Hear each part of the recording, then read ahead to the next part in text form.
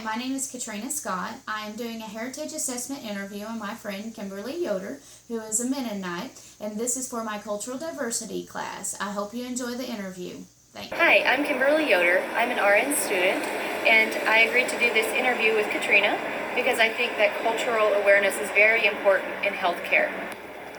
Kim, where were your mother and father born? My parents were born in Kansas on farms about 5 miles from each other in a very close-knit Amish community. And where were your grandparents born? This includes your mother's parents and your father's parents. My dad's parents were both born in Oklahoma. My mom's mom was born in Kansas, and my mom's dad was born in Oklahoma as well. How many brothers and sisters do you have, and what setting did you grow up in?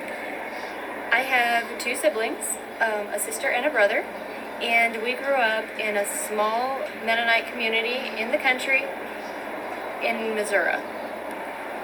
Okay, Kim, you already told me that your parents and your grandparents all originated from the United States, from Kansas and Oklahoma.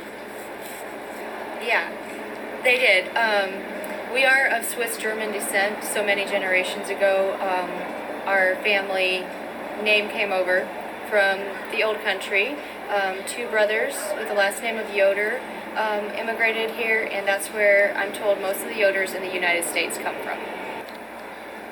So, when you were growing up, who did you live with? Just my parents and my siblings. And did you maintain contact with your family?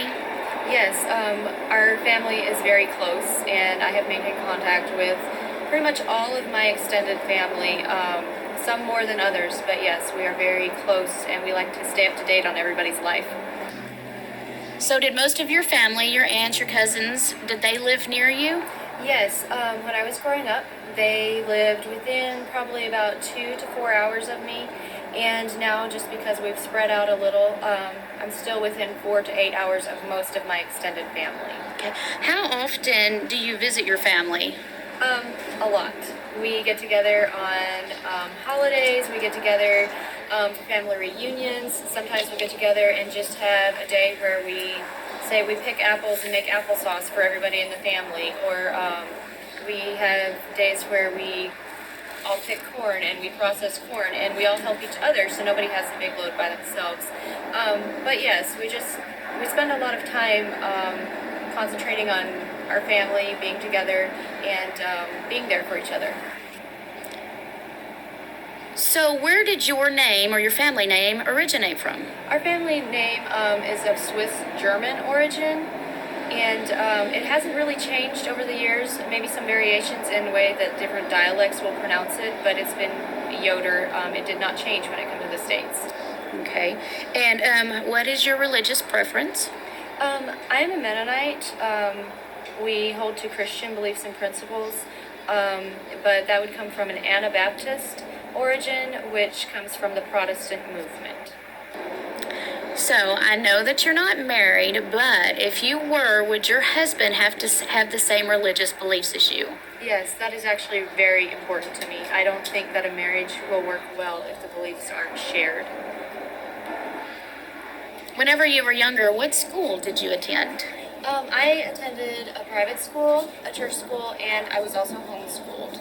Okay. And so what was the significance of being privately schooled at home and then church along with private? What is the significance of those 3? Okay, so the private school was because where I was living at the time, we did not have a church school to send me to, so I was sent there for most of my education. We did move at one point, and so I went to a church school there because there was one available in our local Mennonite church. And then I was homeschooled for high school because my parents felt that the high school options for me weren't going to really help with my belief system, and that they weren't really going to have a good influence on me. Okay. What neighborhood do you live in, and where are the neighbors? Are they the same religion or an ethnic background as you? I live in a very rural neighborhood. My neighbors are not Mennonite neighbors, but but they're great. We get along wonderfully. Often when people think of a Mennonite community, they think of people that live very close together, and that can be true. But usually when we speak of Mennonite community, it talks about the level of support that we have for each other more than just the location to each other. So, Kim, do you currently belong to a Mennonite church? And if you do, how often do you attend your institution? And do you practice this religion still in your own home? Yeah, I am a member of a conservative Mennonite church.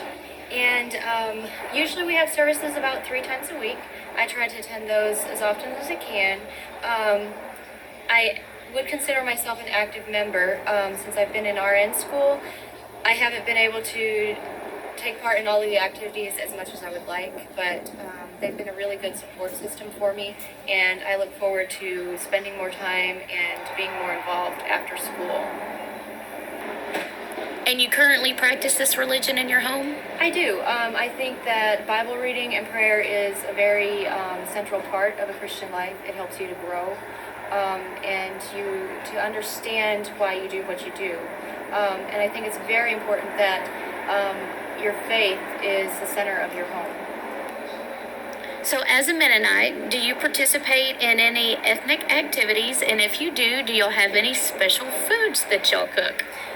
Normally we don't have a lot of special foods, but normally there's quite a bit of whatever we're cooking.